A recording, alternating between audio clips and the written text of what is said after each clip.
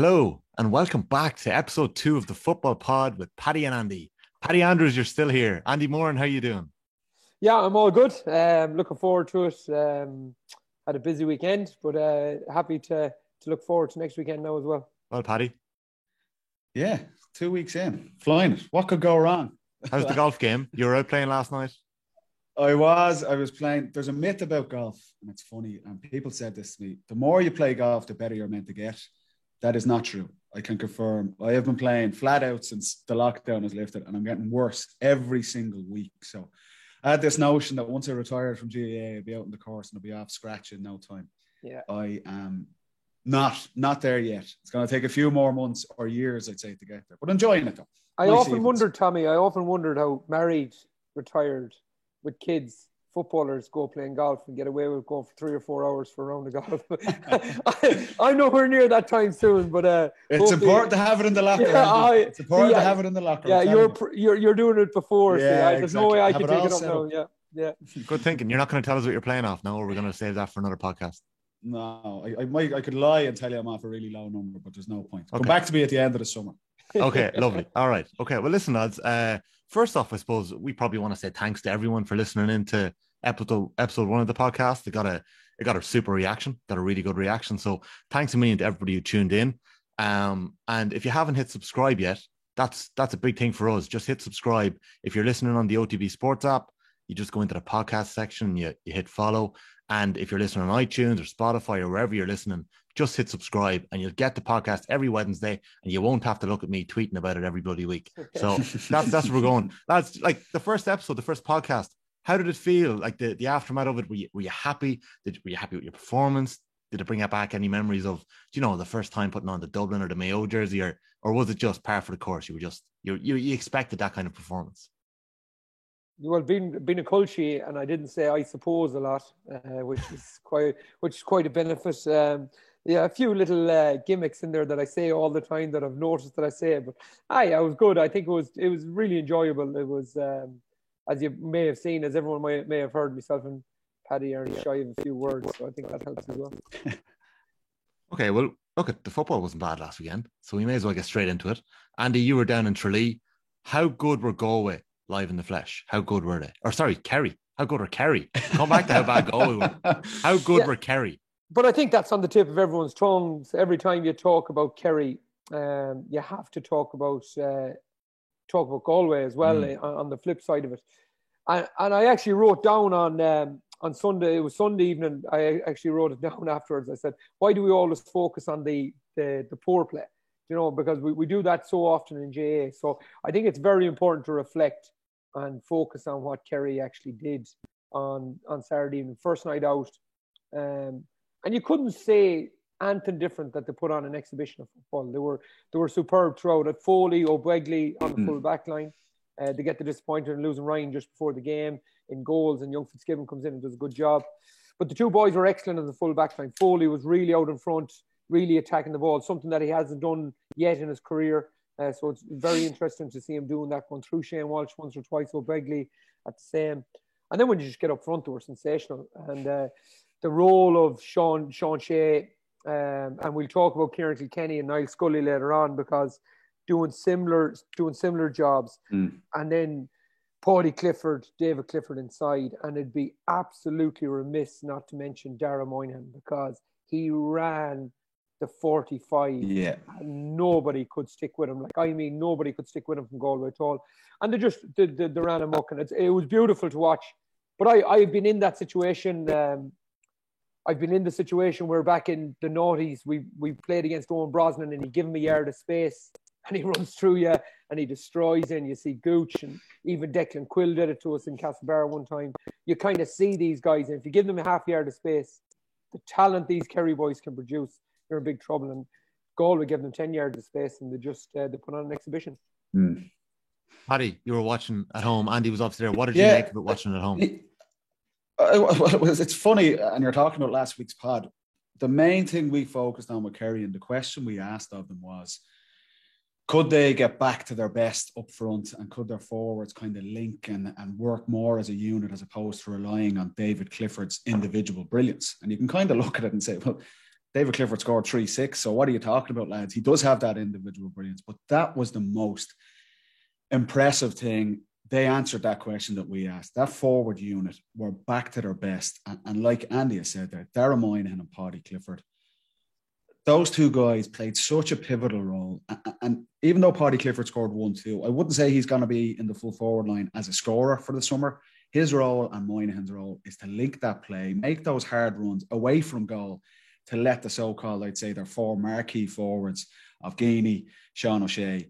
Killian Spillane goes under the radar as well, 4 points from play, David Clifford. And the way they worked as a unit, even though Clifford will still grab the headline scoring 3-6, that was the most impressive thing. And we'll chat about the other games over the weekend. All you're looking for from the first couple of National League games, and what we're looking at is who's doing something new. What new coaches have brought something in? What teams are playing a little bit different? And Kerry's forward play up front, that is them at their best. They've got away from this, trying to play defensive lads in the half forward line, trying to rely just solely on the 2019 version of David Clifford and individual brilliance. Their forward play as a unit was what was really, really outstanding. And I know we'll get to it. We'll talk about Dublin and their forward play and their shooting accuracy, how the percentage is always in the 80-85%. And if you look at that, all of Dublin's scores at their best come from the centre channel. You know, Dean Rock, Con O'Callaghan, Kieran Kenny, they end up scoring from 30 yards out in front of the post. And you're thinking, how in God's name are they getting that space there? But that is the forwards working together. And that is what Kerry did at the weekend. Even though David Clifford scored 3-6 from play, all of his scores were right in the centre channel, right in front of the post. And like,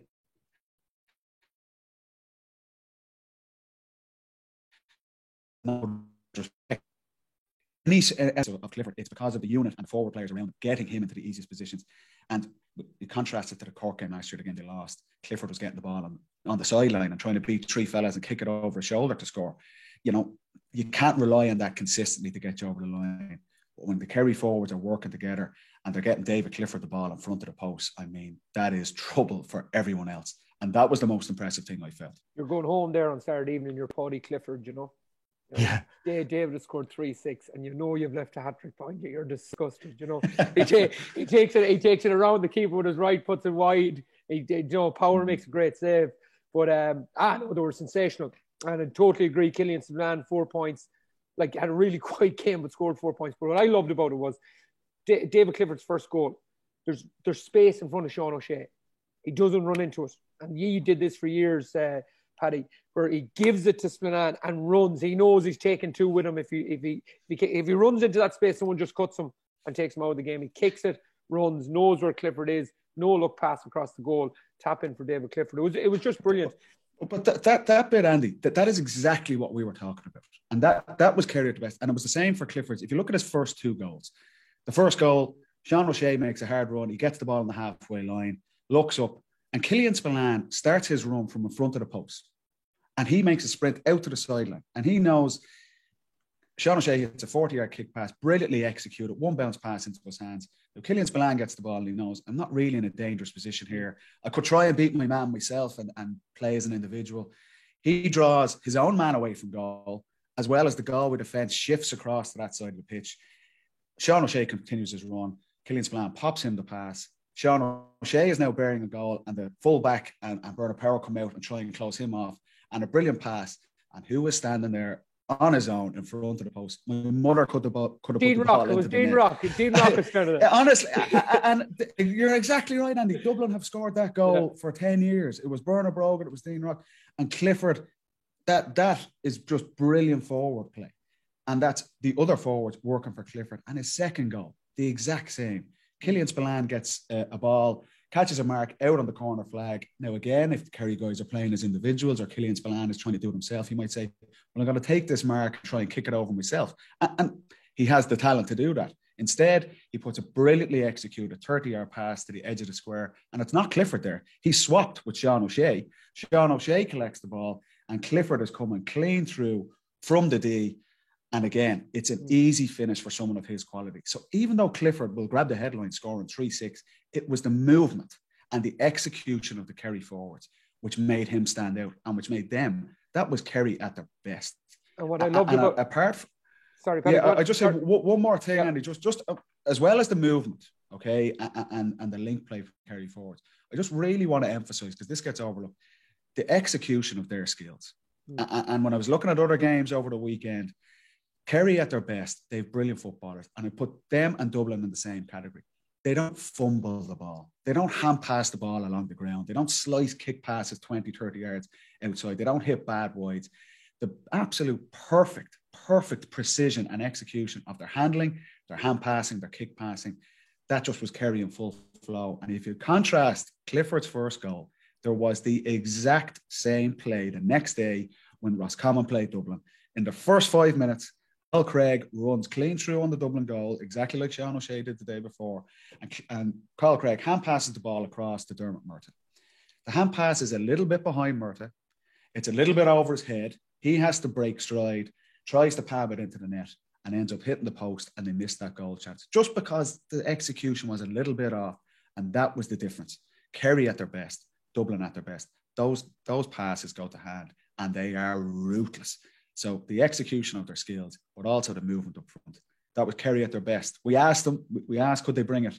And Jesus Christ, they brought it all right on Saturday against Galway. Andy and Paddy, it was only 40 minutes. Like, it's 4-12 after 40 minutes. There's that blistering start where they killed, like, okay, Galway were probably dead in the water already, but they murdered them at the start of the second half.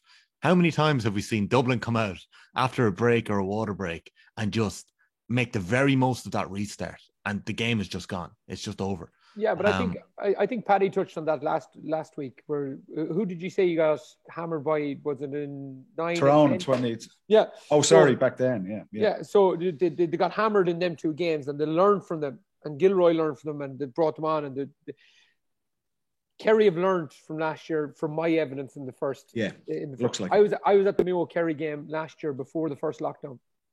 Kerry destroyed us in the first half. Absolutely destroyed us.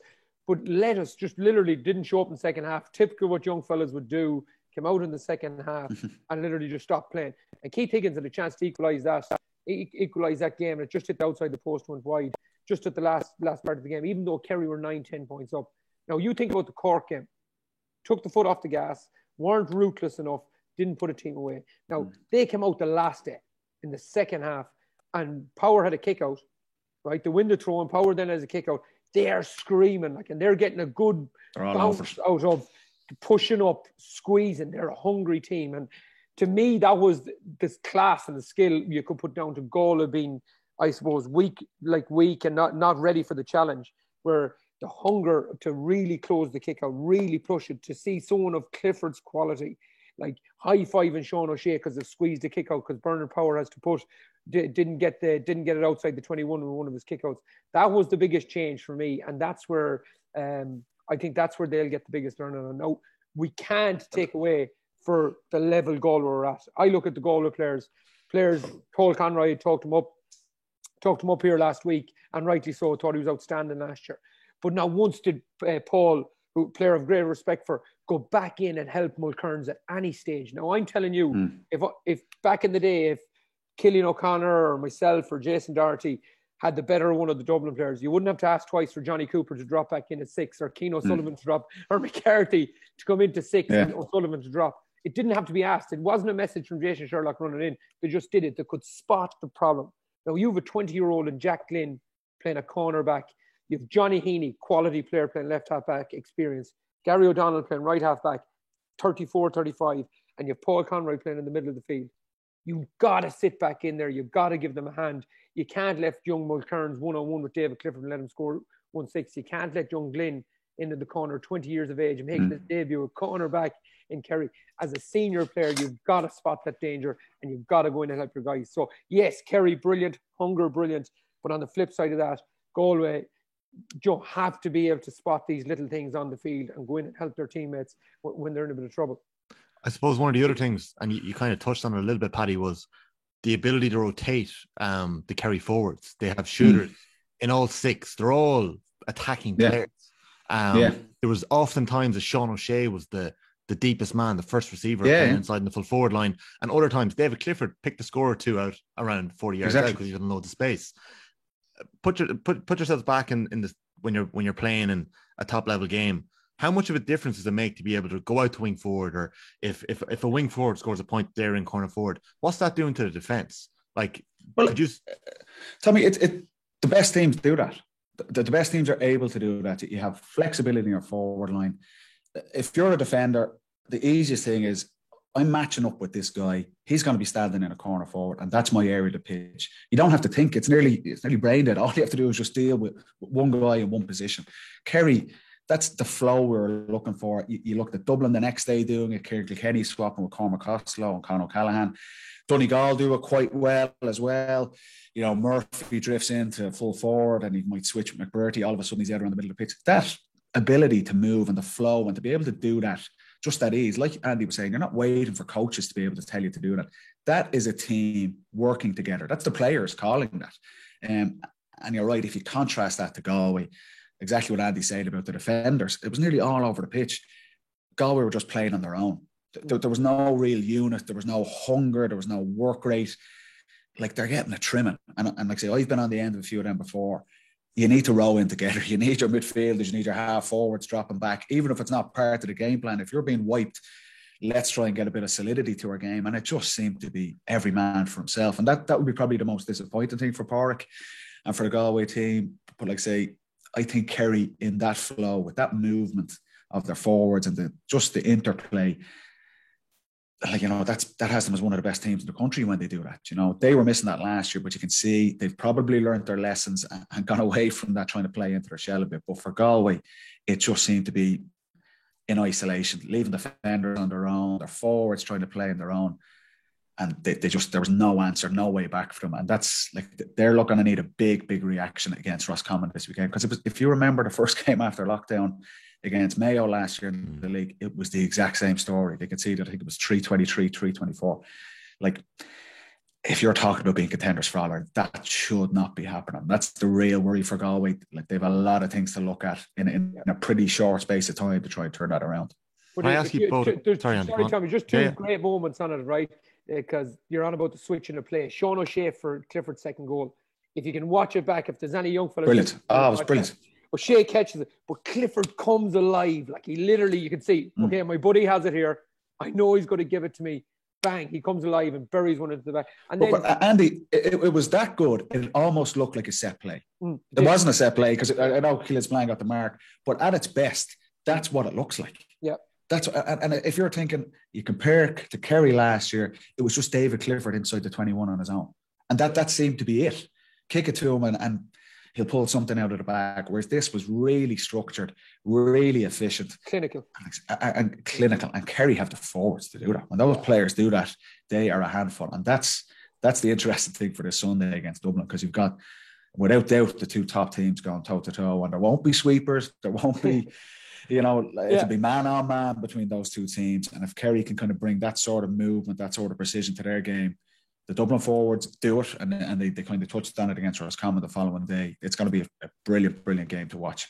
The lack of ego from O'Shea to always want to give the ball to, like, not like we were on about it last week with Clifford, like, or with Gainey and Clifford with the balance. There's an awful, beautiful lack of ego there from Sean O'Shea, who knows this is my boy, get him the ball. He buries it now. Sean O'Shea exactly with 6 or 7 himself. And then what I liked about Kerry then is Clifford goes off after the second water break. Tommy Walsh comes on. Nothing changes. Yes, there's a different direction in the ball in terms of there's a few long diagonal balls, but it's still the same structure. Paul O'Shea comes on, still the same structure, and it's still played at the way they wanted to play it, you know? Exactly. Let's use this then to talk about Dublin, because I have a question for both of you on, and I just want to go a wee bit deeper into that.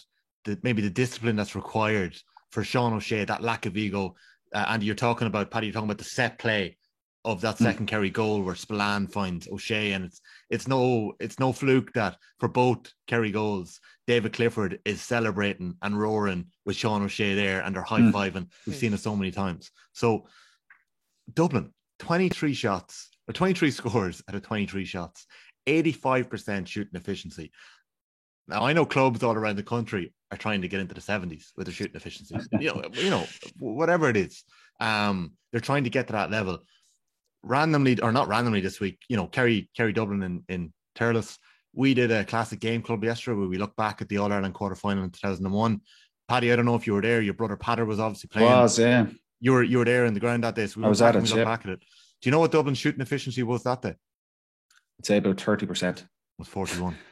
41%. I remember they missed a couple of goal chances and stuff. Yeah, Collie Moore had a great chance. Dessie Farrell hit the crossbar. Off the crossbar, Half time was 16%. They came back and they won it. But sorry, I'm going on here a bit too long.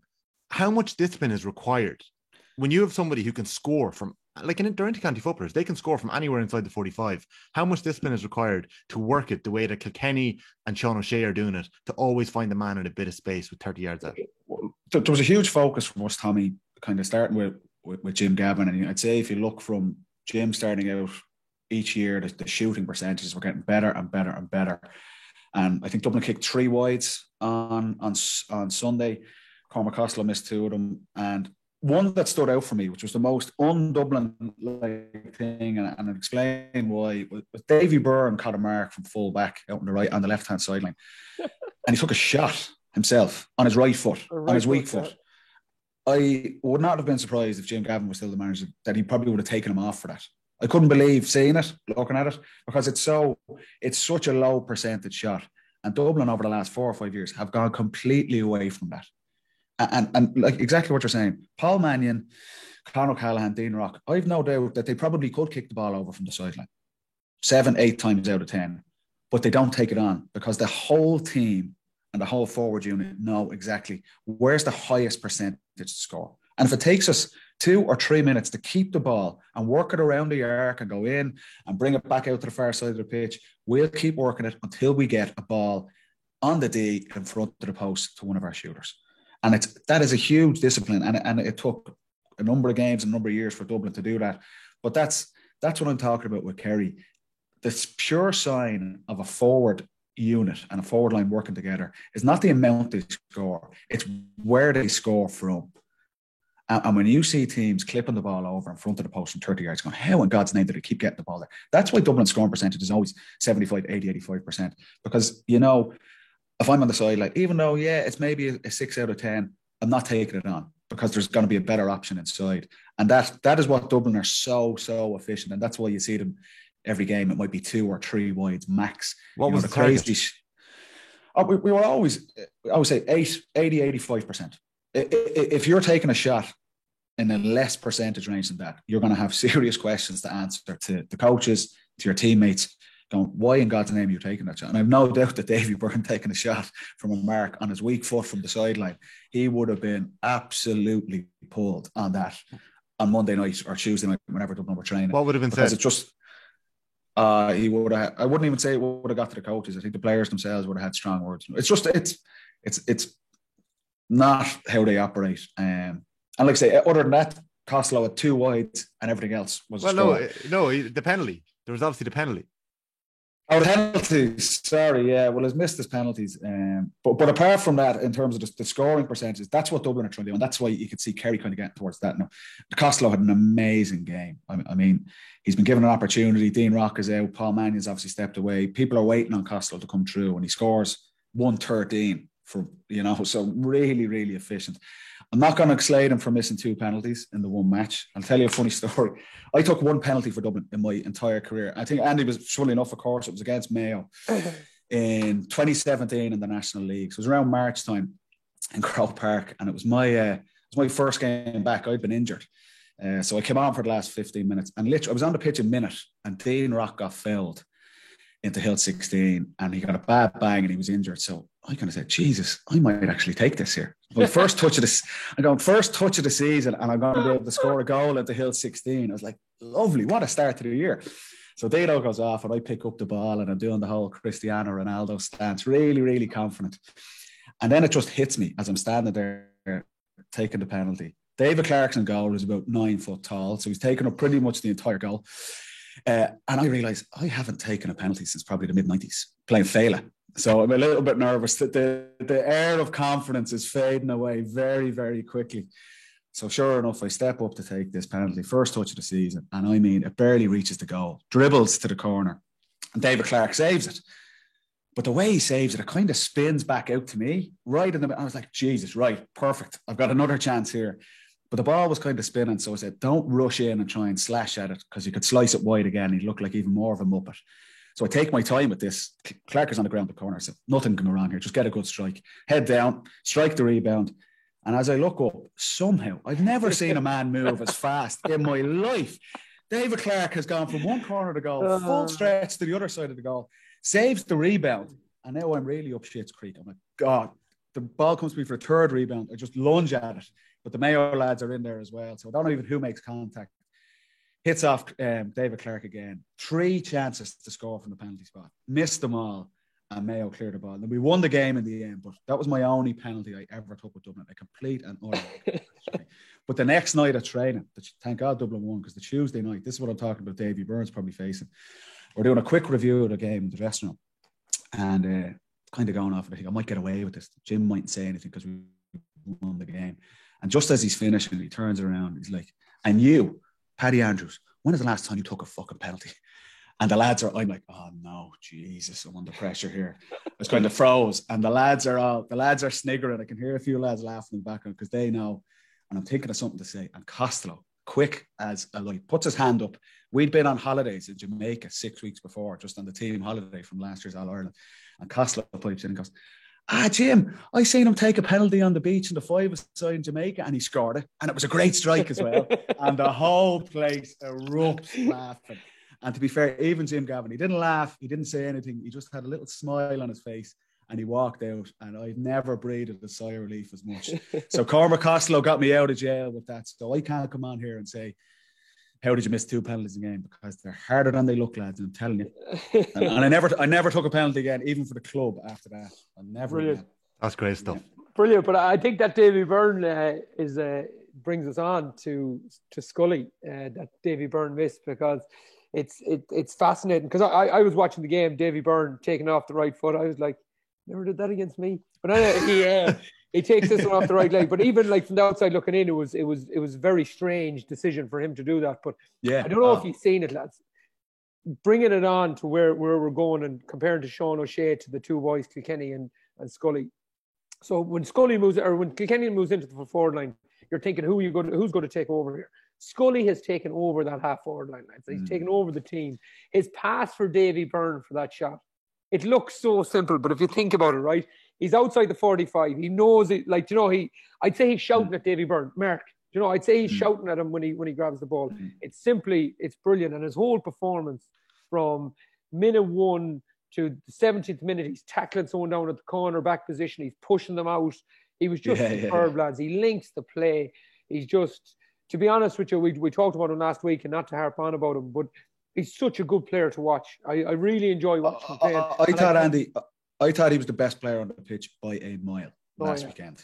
And he had one of the first half outside of the right foot to Cormac Costello for one of Cormac's first scores from play. It was like a 60-yard kick. And the next play there's nothing on, so he just solos the ball and controls the tempo. Whatever way you want to do it. And that's the beauty, I suppose, of Dublin at their best, but particularly Niall Scully. It's like, okay, is there a long kick pass on? He has the skills to execute that. If it's not on, he has the composure and the know-how to keep the ball and work other guys into the game. And he was immense on Sunday. Like he cruised through that game.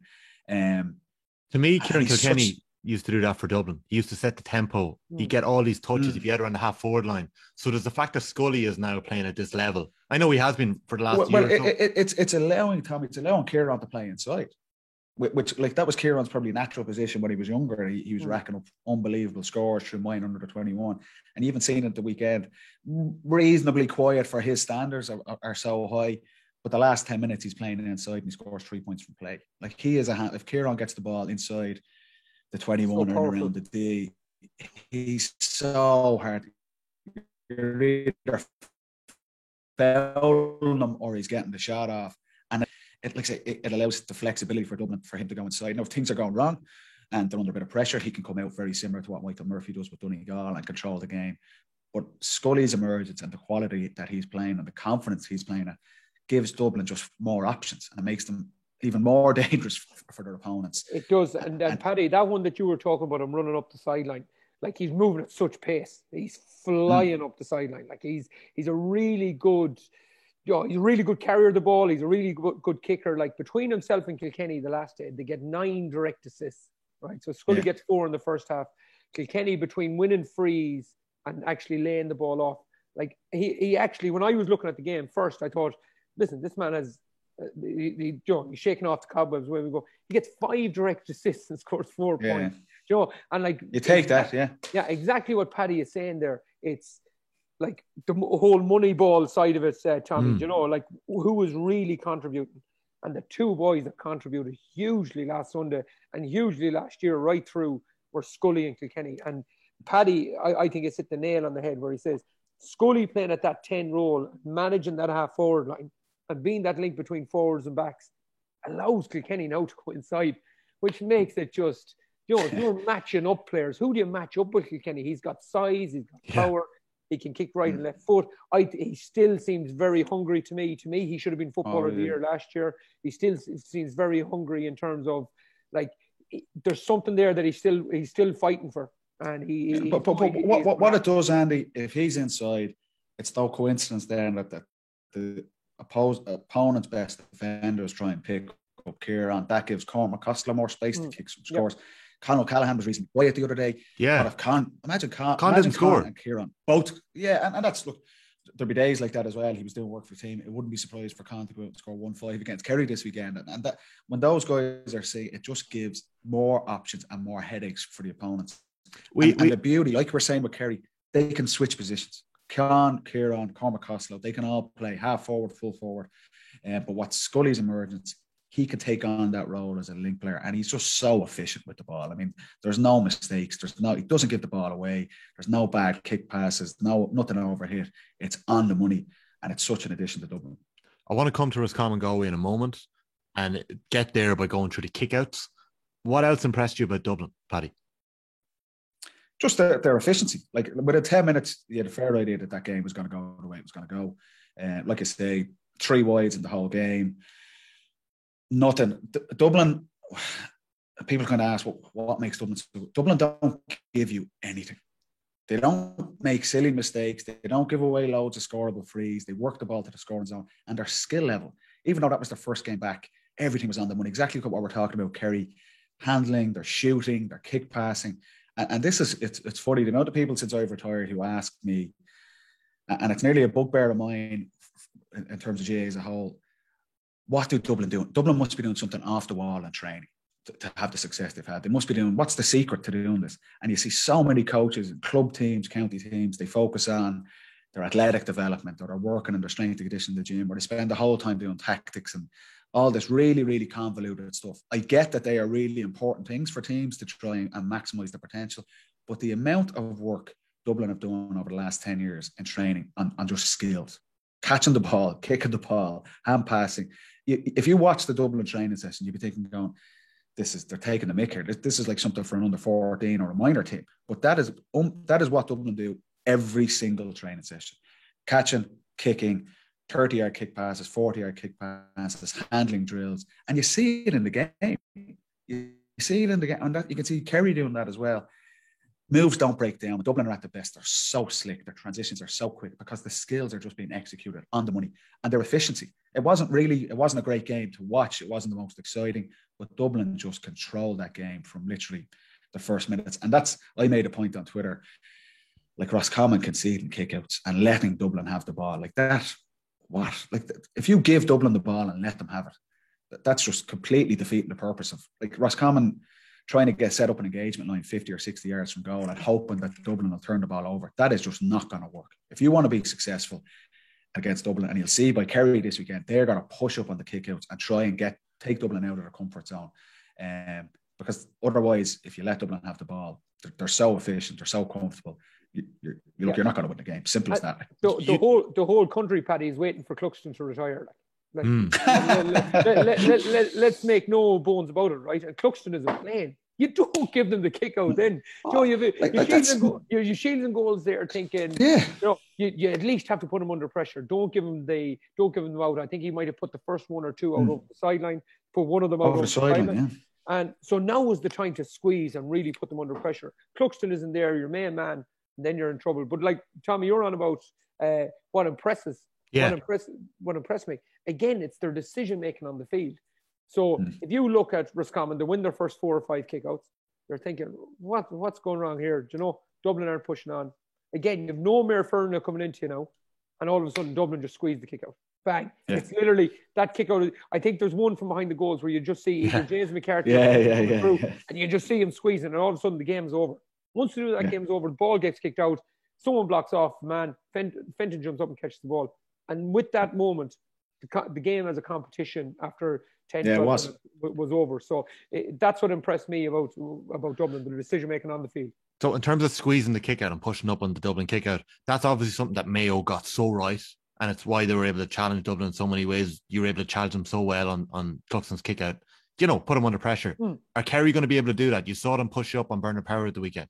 The reason we could do it is because we had physical units around the middle of the field who could physically run with the Fentons and the McCarthys and these guys. And that's the reason we could compete. Now, you have to remember the last time me as a player was part of a team that bet Dublin was 2012, okay? So we did really well, but we never Andy, I'll tell you, from our perspective, getting the ball out of the fence against Mayo was the hardest challenge. And that's why they were successful. And it wasn't necessarily the kick out, it was the second phase. So if Mayo conceded the ball short from Clucko, we'll chip it short to Mick Fitzsimons or Johnny Cooper or something. Mayo's press after that was what, and Killian O'Connor was brilliant at it. Such a horrible man to play against. Yeah. He's just getting his hands on you. He's slowing the ball. He might give away a free and just slowing the whole transition down. Kevin McLaughlin the same, Andy the same. Just, it was the press from the Mayo forwards. It was a real hardness and work rate from them. And that's what made it so difficult. Not necessarily the first kick out long and Aidan O'Shea might win it over James McCarthy's head or anything like that. It was the whole forward unit pressing. And that's why it was so disappointing to see Roscommon's approach of just giving the ball. Roscommon were trying to set up an engagement line. They were bringing the forwards out to around 45, if you look back at it, and trying to tackle from there. But Dublin had all the momentum, so composed on the ball.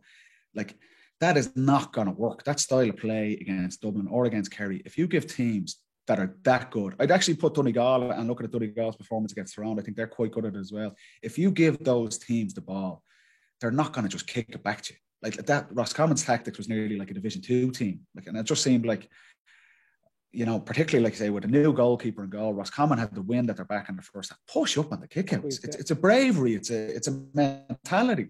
And by conceding it and letting them have it, and Kerry will not do this. Kerry will be, whether it's Cluxton in goal, whether it's Shields or Evan Comfort, Kerry are going to be pushed. They'll have their half back line up at midfield. They'll have their midfielders pushed up to the 65, and their 6 forwards will be shouting and roaring and trying to get a hand on the ball. And that's what Mayo did well against Dublin and why we struggled with it.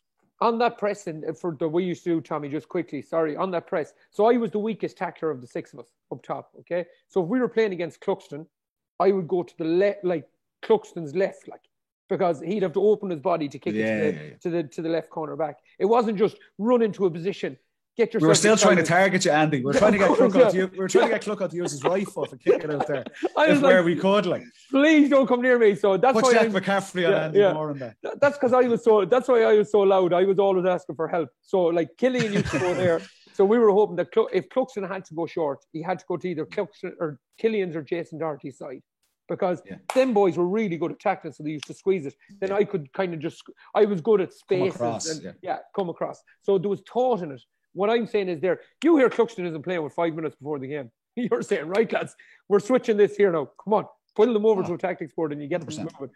Now, I would say Roscommon generally, Tommy, we're happy enough with it, but we'll probably move on to them in a minute. Yeah, well, just really, really quickly, lads, because we don't want this to become a 2-hour, marathon of a podcast. Yeah. So, because we have all summer long to get into a lot of these things. Really quickly, what do you expect from Kerry Dublin at the weekend? And I want this in 30 seconds. What do you think Peter Keane wants? He came out afterwards and said he's not going to read too much into the result. It could have gone either way. You know, maybe I think Keane's humor sometimes gets kind of hidden sometimes, or maybe he's trying to bury the hype a bit too hard. Andy, what do you want to see in Kerry Dublin this weekend? I think the Kerry-Dublin game last year in Croke Park in the league was a symbol of where the two teams really are. I think they're the 2 best teams in the country. And I think if we get something to that regard, Brawley was on about Gagan pressing and all this heavy mental football, which doesn't really add up, but he was on about them pressing. Kerry pressed Dublin in 2019, had them under serious, serious pressure from the kick-out. But then Jack McCaffrey got the goal and they kind of panicked a tiny bit. They're back at that now again. They're pressing the kick out. I'd love to see them doing that again and see can they really put their defenders and midfielders under pressure. What do you want to see, Paddy? That's exactly what's going to happen. Kerry are going to press. Dublin are going to press. Both teams will be 15 on 15. They'll try and engineer an extra defender somewhere on the pitch in the transition, but it'll be a case when Kerry are kicking the ball at Dublin are pushing all the way up. Their half-backs are going to be on the midfield line. Kerry are going to do the same to Dublin. It's going to be brilliant to watch because those two teams are at their best when they play on the front foot. And that's the only way to beat each other. Like, Kerry won't beat Dublin by sitting back, and Dublin won't beat Kerry by trying to sit back and absorb pressure. Both teams will play on the front foot and they push up, and I think it's going to be a brilliant game. Galway and Roscommon are obviously on the same side of the Connacht draw, Andy. How can Galway bounce back from that? What would that dressing room be like this week? How can they bounce back from that this weekend? It all depends. I think they don't have a choice. They have to. Personally, now I sat here last week. I said, listen, the pretenders are Donegal, Tyrone, Mayo, Galway, and Kerry. Galway aren't a pretender to the All-Ireland Championship. There's no way you're pulling back a 22-point deficit against one of the nearest challengers. You're not doing that. Now, does that mean Galway can't win a Connacht Championship? Absolutely not. But like Galway, Roscommon, and Mayo are going to be really tight battles, really close battles. So this game on Sunday or this weekend is absolutely huge for Galway. Them four fellas I mentioned with O'Donnell, Gary O'Donnell, Heaney, Conroy, and then the two boys up front, Comer and Shane Walsh, literally have to grab that team now and pull them together and get a performance. If they get a performance, they'll get a bounce, and then they'll be away. But they need just a performance from minute 1 to 70, and if the result goes their way, then I think they'll be happy enough for that. But Andy, I think if you hit the nail on the head there, and Tommy, just quickly, we're touching on it. Galway and Roscommon are not All-Ireland contenders. They're in Division 1, but there's clearly a gap there from getting to where the Donegals, Tyrone, even Dublin and Kerry are. And even Mayo weren't really that worried about a Connacht title. Mayo's goal, even though they've had huge turnover in their panel, is to win the All-Ireland. Whereas Galway and Roscommon, watching the game, it's infuriating looking at them. Like, what level are they trying to get to? By conceding the kick out and things like that. The forwards they've really nice players, Roscommon. They've nice forwards, the Smiths, Downey Smith, Enda Smiths, the Murtagh, these guys. Like, if you give them 3 or 4 yards of space, they're lethal. They're great forwards, but you're not going to get 3 or 4 yards of space at the highest level. And Roscommon are relegated 1 year from Division 2. They win that, they come up, they get relegated again. It's a yo-yo team. They might nick a Connacht Championship. They're just nice to play against. For some counties, though, that is. And that's what I mean. And maybe that's the case. Maybe that's what Poacher and Cunningham are trying to do. That going, look, we know by conceding the kick out against Dublin, we're kind of damage limitation. And you might look on the flip side and say, well, look, if they went man to man like Galway tried to do against Kerry and they lose by 20 points, that's the flip side of it. But Galway their game plan was more courageous because Galway are trying to take a next step and push into All-Ireland contenders. And they can see, if we want to get to that level, this is the style of play we have to play. Whereas Roscommon, I just get the sense, like, anytime we were playing Roscommon in Hyde Park or Croke Park, it was going to be a nice game of football. That there was no nastiness, there was no steeliness, like, say, their forwards pulling lads down coming out of the fence, like Mayo would at their best, or Dublin do it as well, or Damien Comer or Con O'Callaghan, where one of their forwards get the ball and it's head down and going straight at the goal and being ruthless and being clinical. And Roscommon and nearly Galway as well in that category. Where's the edge? Where's the hard? Like, no team in Division 1 should be losing a match by 20 points in Galway's position. And for Galway and Roscommon, for them to really push on and start maximising, they need to have that little bit of edge to them. And that's why this weekend is important for both sides. I'd be amazed if Pádraig Joyce doesn't get a serious response out of that Galway team. And in the first 20 minutes, I want to see their 6 forwards literally running around like demons, trying to win the ball back, trying to get in, tackles on, and when they have the ball, being really, really direct. But like I say, I haven't seen them do it before, and I haven't seen Roscommon do it in years. So for them to be serious contenders and take the next step, they need to start getting that edge into their play, both sides. Okay, we'll wait and see what happens in that game. I like that about edge and the edge that's required from forwards. Let's get to Donegal, Tyrone, Monaghan, Armagh. Let's move up to the north. I'd love to use this section to talk about some of the coaches that have been kind of mixed and matched around these different counties. In Donegal, Tyrone at the weekend, when you're talking about the press, there was a moment in the first half where there were 7 Tyrone players on the Donegal 20-yard line. Are they lost, or are they trying to implement? Are they trying to implement a pressing game? Because obviously Donegal come out with the ball. You know, I don't know what did you see what you wanted to see from Tyrone this weekend? I was quite impressed with them. I thought they did okay. For the first, I definitely can see a change where they're not. Oh, like I'd be awful at what people are doing with the ball, and like the way Dublin used to create a press on a team is when they had the ball, their defenders were now pushing up to be in a good offensive defensive position, if that makes sense. So the defenders are high up the field, you know, and Tyrone were definitely trying to kick the ball more. They were 100% trying to kick the ball more. They were taking shots on that they mightn't have taken before. Did that leave them a tiny bit open at the back? Yes, it did. But 100% you can see it change. But I think Paddy made the point, maybe off air, or maybe it might have been in the pod last week, where he was saying, this takes time. Dublin didn't just get where they got to. Yeah. You know, like they were there 9, 10, and then all of a sudden they clicked in 11. And then, Joe, they had the disaster against Donegal in 14. Then they go 15, 16, 17 and do the Lewis Hamilton on it since. You know, so they have, Joe, it does take time. I think that the lads are in there, Dewar and Fergal Logan, they're in there and they're definitely trying to implement something. Now, is that going to be enough moving forward? I don't know. You look at Paul Donaghy, he definitely is a hope. But I seen a stat yesterday, he touched the ball 9 times in the game. Now, if you're only touching the ball 9 times in a game, you're easily taken out of that game. So he needs to up his percentages to get the touches 16, 70%. But he touched it 9 times in the game and he kicked. So he came with his freeze and everything. Jeez, I take that. No, yeah, so would I. But you know yourself, Paddy, if you're only touching the ball at that limited amount of time, I know. The chances for you to get them shots off are going to be few and far between. And now teams know about them. Yeah, McKenna looked rustier than he did last year after just coming home. So like, but Tommy, look, what you're saying. There was definite signs, and like we touched on last week, we didn't expect Tyrone to come out and be the Harlow Globetrotters on Saturday night in their first match. You could see there were signs, and on Conor McKenna, they were trying to kick the ball in long, and play a 2-man full forward line, and that's like Richie Donnelly was kind of playing in around there, so you could see that's a little bit different. Like ideally, that's going to be Colin McShane, and allows Conor McKenna to play out the field, where I think his athleticism is more useful to Tyrone. I think it was just because of injuries and stuff that he was the man inside the square.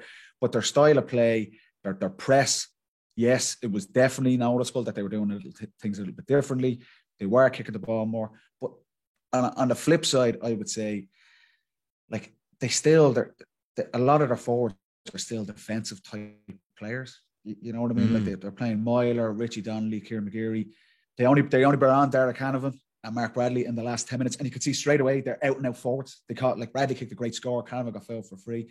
Donaghy, like I say, he looks like a very un-Tyrone forward. Like, he's a scorer. He is an out and out scorer. And I know Andy would say he only touched the ball 9 times. He probably wasn't interested in doing anything else. And Tyrone don't really have a player like that. You know, he's a scorer, and he's like Pippo Inzaghi in soccer. I'm just going to stand here. You give me the ball and I'm going to shoot, but forget everything else. And that's the next step for Tyrone is, are they going to start playing their out and out forwards? Because like Myler and McGeary and these guys, they're good players, but they're not forwards. And you can see in some of their shooting, like we're talking about execution and things like that. They're great athletes. They're great transition players. So there's definitely tweaks in their system with Tyrone that you've seen straight. And that was only their first match. So I'd expect that to improve over the next couple of weeks. Okay. But I think the next phase will be, can we get the out and out forwards? Imagine a full forward line of McShane on the square and Canavan and Bradley and these guys coming off him. That's a big threat. And on the drawdown, I'd say some of their key players are probably a little bit quiet. Peter Hart, Matty Donnelly and stuff. It'll take them time. They've miles on the clock. They'll ease themselves in over the next couple of weeks. But for a first outing under the new coaches, there are definite signs that they are trying to tweak and be a little bit more offensive and on the front foot than they had in previous years. And they were a man short for a half.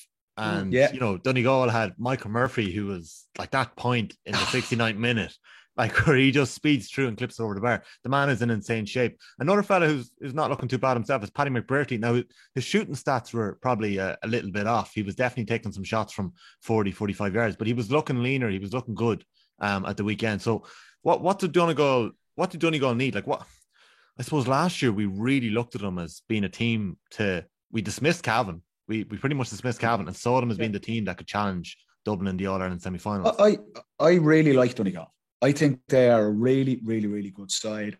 And from Dublin's perspective over the last couple of years, Dublin have nearly been waiting to play Donegal in the championship, and they've just tripped themselves up a couple of times.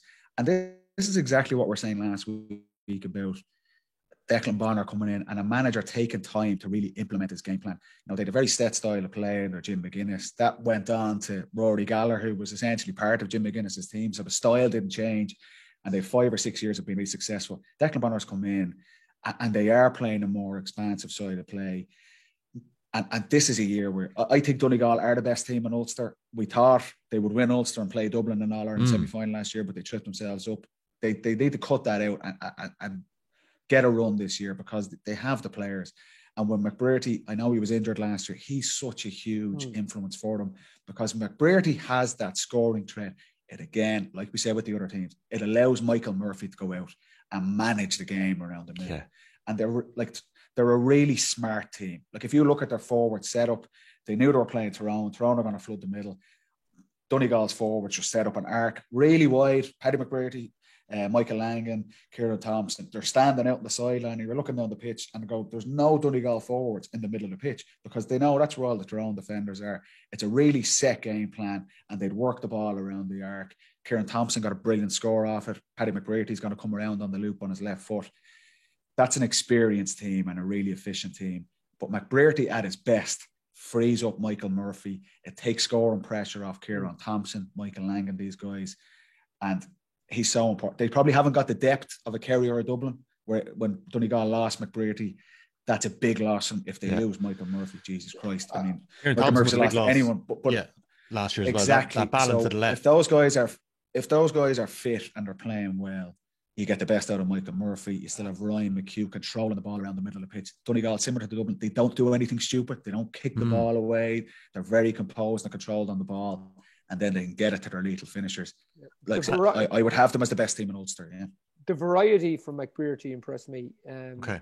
Like in the first 14 points, right? The 14 points kicked. McBrearty has 5 direct assists. Now, these are not mad assists. They're exactly what Paddy is saying. McBrearty's coming in off his right wing with his left foot, and fellas are panicking because they don't want him to shoot. That's just a little flick pass to the guy O'Donnell coming off him or Thompson coming on. That's a point, or a free one, and then he uses 4 points in his right. So in 14 points, he's directly assisted or scored 9 of them. Like that's huge for an inside forward. And what Paddy's saying there, the over-reliance on Murphy in tight games to get these scores, taking the pressure off Langan, McNeilis, Thompson, and these guys that can shoot from outside and O'Donnell. I think McBrearty is key, and I do agree with you. I do think he looks leaner. I think he looks like a guy who, listen, now, okay, I'm 10 years at this now. I've won my All-Ireland, and I need to push on here. And he does look like that guy, and I really do hope for his sake that he stays injury-free and gets through. That's the big thing. Now, on the flip side of this is the weakness Donegal have, lads. Okay, one of my favourite players played on the Sligo IT. Loved the McGee's. Not many forwards said that. You can quote that. I love the McGee's. I love it now. They have to play against them. Same. But buffet. How many years did you play in college, Andy? You were talking about Jordanson last week. This was last year, was it? Yeah. So great crack, great lads, right? But Neil McGee marked Conor McKenna last week. Okay, Neil McGee, like you're talking, Joe. You're talking about a 35-year-old marking a guy back from the AFL. Now did a good job on him. But what happens? Like that's Neil marking their danger man. Now Neil over the last couple of years had a couple of injuries, which put him out of big games, and we're expecting this Donegal team to go and challenge Dublin and Kerry. I can see it from number 7 to number, if you would take Ryan McHugh into it, number 7 to number 15, I can see the brilliance. But from 2 to 6, there is a lack of real man markers there. And Andy, I think they know that, and that's why Declan Bonner knows that, and that's why they're trying to get that style of play to protect those guys. And we're talking, when you watch Kerry and Dublin this Sunday, that's going to be man on man. And if you're playing cornerback in either of those teams, you're expected, no matter who comes in, whether it's David Clifford or Conor Callan, you have to deal with him. Donegal know they can't do that. So they have to play their kind of unique style of play. They'll try and protect. They're going to get Paul Brennan to sit in front. Ryan McHugh has the energy to try and cover those positions. Why I don't have them right up there with Dublin and Kerry is that exact reason. I think they're top of the next tranche down. I like I say, I think they're the best team in Ulster, and they'll probably be the third best team. But can they play that style of play in Croke Park? And Croke Park's a big place to try and protect the defenders, you know. But yeah, they're such an experienced team, and they're a really, really smart team. You can see in the way they attack, you can see in the way they keep the ball that even though the guys might be slightly older and it's probably not their strongest line, I do think they have the wherewithal and know how to protect them to a point. And I think that would be enough for them to win Ulster. But yeah, I was impressed by them. I was impressed by them. Oh, me too. Yeah. Yeah, and I think it's interesting there that you're both picking out I suppose, like Steve McMiniman was a massive loss last year in the Ulster final, and Owen Bon Gallagher's he wasn't playing at the weekend, was he? He's missing. No, he was injured. Do you know? So he's more of a halfback for them, but a brilliant player for them as well. But that depth behind that as well, lads. Yeah. I wanted to actually get stuck into Armagh, but what I think we'll do is we'll watch Armagh against Tyrone next week, and I would love to get your take on what you think is happening there. Is Donaghy having an impact there already? Could I just say one thing on them? I didn't know much about Armagh. We hadn't played them much with Dublin. They hadn't been in Division 1. Jesus Christ. They played a million miles an hour from the throw-in. All out attack from everywhere. It was great to watch. They're my second favourite team. Very interesting to watch. Some energy from all over, even in the 70th minute. I'll be interested to see them against Tyrone, and we'll have a good chat about them next. I think we'll get stuck into them next week because we actually the football pod is on Instagram, lads. footballpod_GAA. Are we trending? Are we gone viral? No, not yet. Not yet. Maybe I'll Andy, get a few likes in there, will you? Yeah. Exactly. I wouldn't be the best of the social media. The wife looks after that. Jeez. No way. We need younger lads on this pod. We need younger lads. Andy. Yeah. Okay. Well, listen, we got loads of comments in, and we don't have time to get to all of them, but there's a lot of interesting stuff that we can get back to later in the summer as the games go on. Sean McCreesh got in touch and said, thoughts on how Armagh will go this year? I think they have as good a front six that's in the country at the minute. So he's talking about Rory Grugan. He's talking about the two O'Neills. He's talking about Andrew Murnan when he's fit, Jamar Hall. They've good footballers there, Armagh. But as you said, we'll see how they go against Tyrone next week, and we'll come back to that. I think Andrew Murnan is key to them. Murnan as the full forward. He's different and he's hard. He can do stuff that other guys can't. So I think he's key. Let's see what happens next weekend. Yep. Ben Farrell has been in touch. Tommy Conroy has put on about 2 stone and muscles by the looks of things. Unit. What did you make of Conroy at the weekend, Andy? Mayo obviously had a big win. Yeah, he was brilliant, but he had a brilliant season last year. He's a right exciting player. He was a great guy off the field, but like on the field, he's just taking you on. He's hunting for it, and I think he's just a great foil. He was a great foil for Killian last year, where you had Aidan and Killian inside, and you had this young grasshopper that was ready to go, get the ball, win the first ball for the guys, and lay it off. Joe. What he gives you is he gives you a real goal threat. He gives you a huge goal threat because What's the nickname? He's rapid. Well, he's not actually Tommy Goals, but he stole that off Tommy Conroy from Kiltane. But he's I think he's the new Tommy Coles Part 2. But he's a great player. Andy, from our side of things, when we were preparing for the All-Ireland final against him last year, he is the type of forward Mayo we're crying out for. That really electric. Like Killian's really clinical. Yeah. Aidan is a different type of player. They needed someone who's just direct, a handful, and that's why I think he had a really good breakout season last year. I'd be expecting big things from him this year. He's a really good player. And I think Mayo, we'll obviously talk a lot more about Mayo later as the summer go on. But just a quick note that when you watch Galway get that trimming at the weekend, and Mayo have the flip side, they have a big win. They're building. It's probably a place for them to build a bit of confidence and blood a couple of players over the next couple of weeks. So it's probably a good thing for Mayo to be in Division 2 this year. Paddy, really quickly, Ben Farrell also asked, Dublin must make room for Cormac Costello to start. What more can he do? Like, will Cormac Costello start for Dublin later in the summer? Hard to know, because you're looking at Dean Rock has to come back. Sean Bugler has to come back. Paddy Small has played well. There is no doubt about Cormac Costello's ability. He is a phenomenal player, and you've seen glimpses of that. But he's been around a long time. Cormac Costello actually started the 2014 All-Ireland semi-final against Donegal, that famous game. He was only 19. So he's been around a long time. He won us an All-Ireland in 2016 against Mayo coming off the bench. He has all the talent. It's can he stay injury-free and can he be consistent in his play?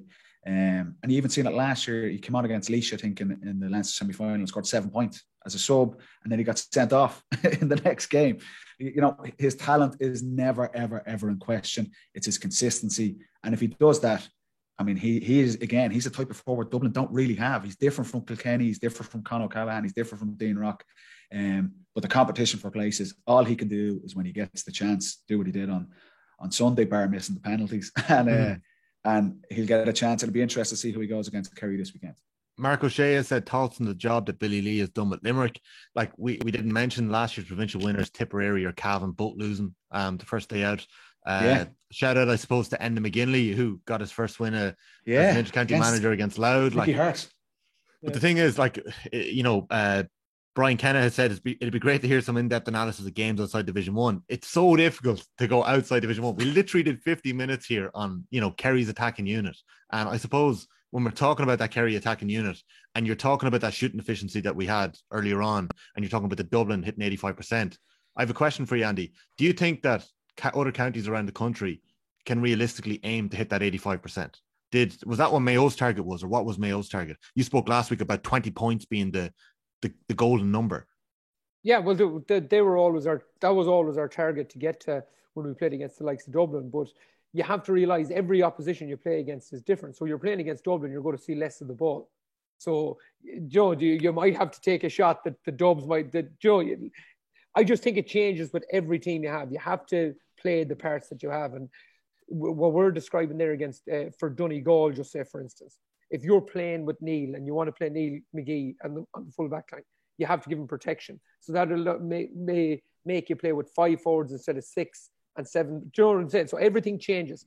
Now, can you get to the 85% shot efficiency? I think you can. But a lot of your game plan could be based around the kick out.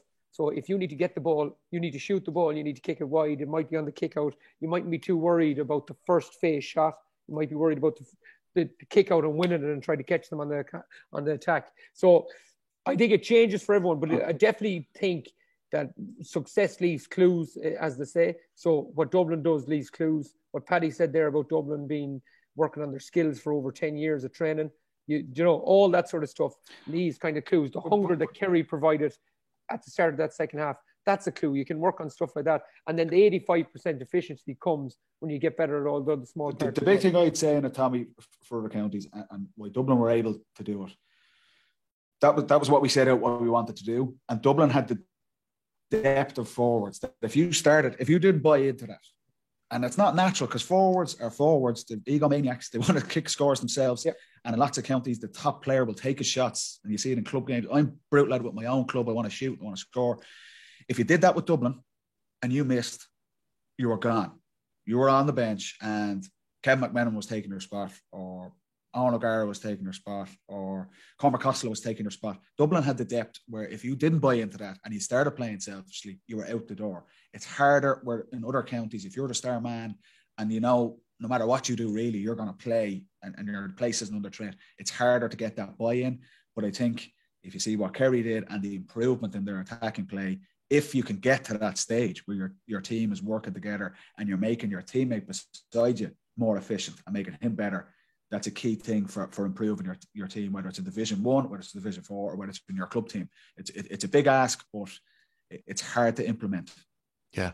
Let's come back to that again. Like, it's fascinating stuff, lads. I have a confession to make. I wrote down our predictions last week, but I didn't write down the names beside them of who called what. So I don't think there's any point even going through the predictions. Andy tipped Galway. I most certainly did not. I got Clare against Laois. That's all I know. I got Laois. I backed Laois. Only one of us tipped Donegal. One of us tipped down. I don't know who that was. Only one of us tipped Armagh. It wasn't me. It was you, Tommy. You tipped down. I tipped down. You tipped down. One of us tipped Kildare. I think that was Andy, was it? Andy or no, Paddy, you tipped Kildare. No, I did. I was giving Jack O'Connor. That was a great show. Yeah, they were looking good. And obviously, Meath won. You know, they were very lucky. I'll be honest, I watched it. They were very lucky. The subs kind of came good at the end. Last question was from Ronan Flanagan. How many Roscommon jerseys does Andy own? Oh, come on, Ronan. I'll go quiet on that one. I'll go quiet on that one. I Yeah. love the needle with Roscommon and Andy. I can't wait for Mayo. But if Mayo play Roscommon in the championship, I'm spending the week down there. I can't wait to see it. There's You've been needle in listening- me. Yeah, go on. You've been Sorry. listening to the Football Pod with Paddy and Andy. This is episode 2. If you haven't subscribed yet, please do. You'll find us on any podcast platform. The easiest place is the OTB Sports app. You just hit follow on the series there. Lads, before we wrap up, any final business? Like, give me a word. Kerry or Dublin next week, Paddy? One word. Dublin. I'm going to it. Dublin. Andy? Kerry. Hey. It just means more to them. It has I'm to. gonna go Has with to. Dublin. I'm gonna go with Dublin. I think Peter Keane's gonna try and kill the hype, and he's gonna play a load of kids. He's not even gonna care about it. I don't think that's going to happen. No, it's not. I don't think so. Anything else, lads, before we wrap up? No, it's just great to No. be back.